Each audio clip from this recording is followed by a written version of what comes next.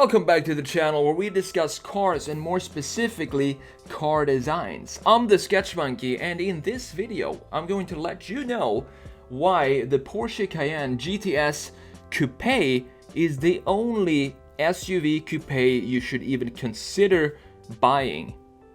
It all started with the BMW X6 over a decade ago. People were buying SUVs like crazy.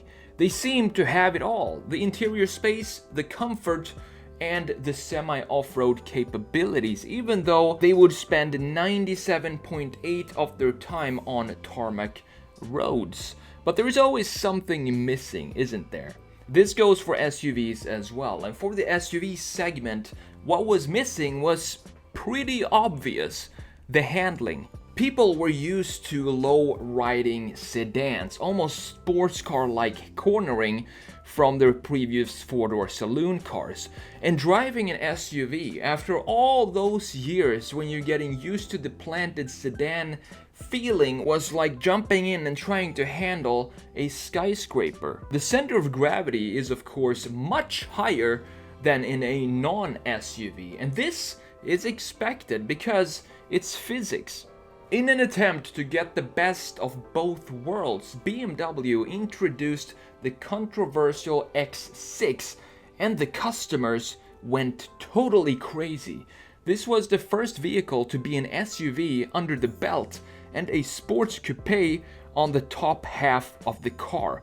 Genius! And to me, the first generation X6 is still the best looking coupe SUV to date, because when I see them, generally it feels like the two design philosophies struggle to find harmony, as if they weren't meant to be together. The proportions of these SUV coupes remind me of ice speed skaters, absolutely massive legs with very slim upper bodies. The SUV coupes have the legs of a bodybuilder with an upper body of a marathon runner, and the contrast between the two is just too stark. But of course, for the general public, this all looks very fantastic. And the best part is, you can say you drive both a sports car and an SUV depending on who's asking. But the reality is, this is still a vehicle with a higher center of gravity than a sedan or regular coupe. It is still nowhere near as good in the corners, and to be honest with you, me personally, I've never understood the appeal of them. Either you get a coupe or sedan, or you get an SUV. You can't really mix the driving characteristics of the two because of physics. And when nature struggles to figure out what the heck is going on, you might want to take a step back and think about what you're doing. It's very simple. When you try to make someone or something do too many things great, you end up with it being great at nothing and very average at everything. What you get is kind of vanilla. But there is no denying that there is a market for these type of cars. They're selling pretty well. And I have to say, the Porsche Cayenne GTS COUPE absolutely crushes the competition when it comes to the design. And it's pretty easy to understand why. I'm going to show you exactly what I mean a little later in this video. But first, let's take a good look at the spec and tech of both the brand new 2021 Porsche Cayenne GTS and the GTS COUPE. With the 2021 Porsche Cayenne GTS, the idea is to take its SUV lineup to an even sportier level while enhancing the driving experience. The old 3.6-liter V6 bi-turbo engine is gone and has been replaced by a V8 once more, with a power output of 460 horses and 457 pound-feet of torque. The 4-liter bi-turbo engine offers improved performance on pretty much all levels. This new V8 is mated to an 8-speed Tiptronic automatic transmission, and I think it's interesting here that Porsche chose to upgrade from a V6 to a V8, in this case since that seems to be the controversial move in these times of smaller engines in combination with electric power. But hey, I'm not complaining over the V8, especially when you hear the sound of these things. Both the Coupe and the regular GTS do 0 to 60 in 4.5 seconds with the Sport Chromo package and have a top speed of 168 miles per hour. So, what do I think of the design of these two new models? Well, it's pretty interesting because for the first time ever, I think I prefer the Coupe SUV over the regular styling. The graphics also look great with the Sport Design package, which comes standard on the GTS. This means dark tinted front and rear lights, satin gloss black 21-inch RS Spider design wheels, and the front air intakes, side window trim, tailpipes of the sports exhaust system, and the model and Porsche logos on the rear end are all in black. To better show you why I prefer the Coupe over the standard SUV design in this case, let's jump into Photoshop so I can sketch out and show you what I mean.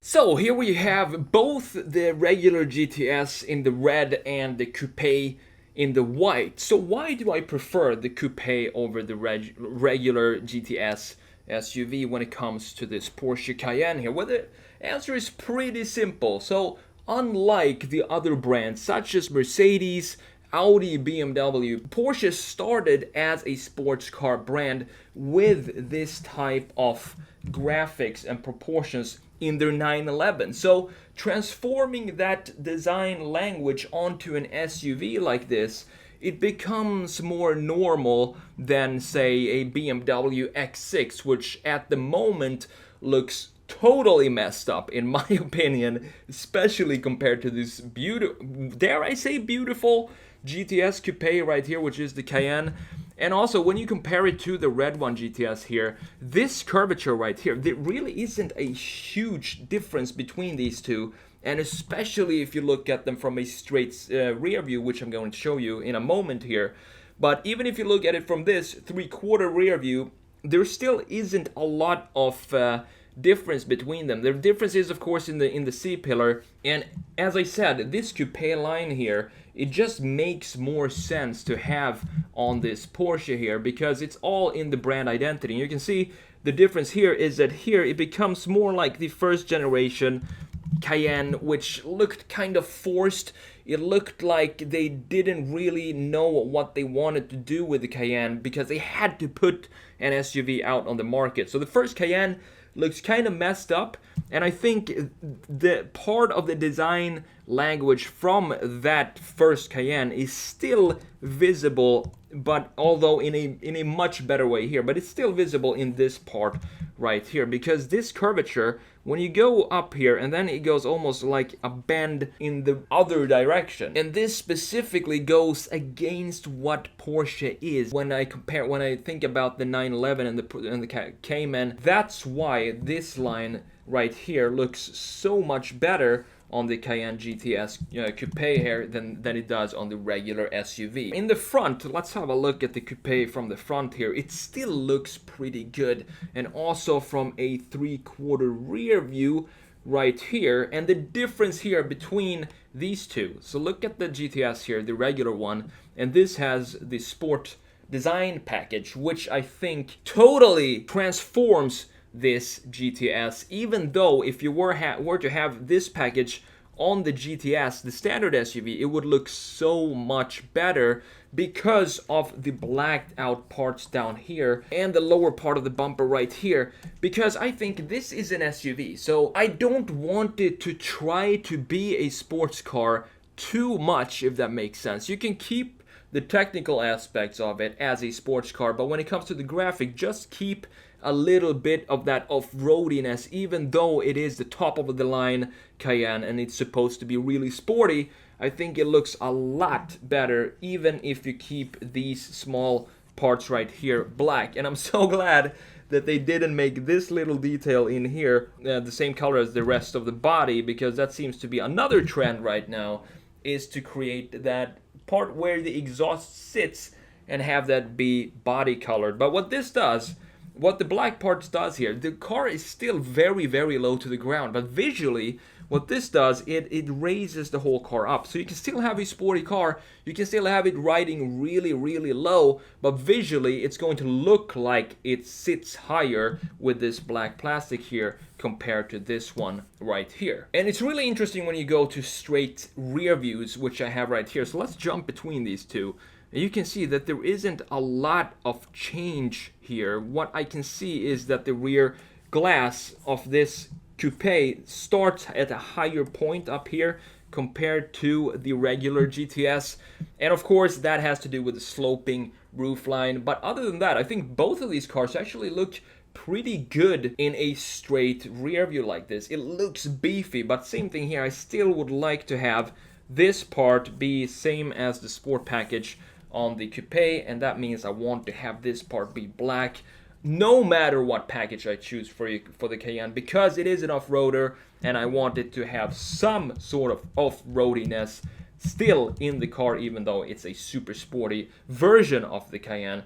And another thing I want to mention is I think Porsche right now, they probably are the company that does the light bar the best. I think this integration here with the light bar in the rear of both versions of the GTS is just beautiful, and I think that has to do with the same thing here, that this is a almost Porsche has the right to use light bars in the rear because they've used it for decades, and it comes natural to Porsche as a brand. It doesn't matter what type of proportions or type of car they have.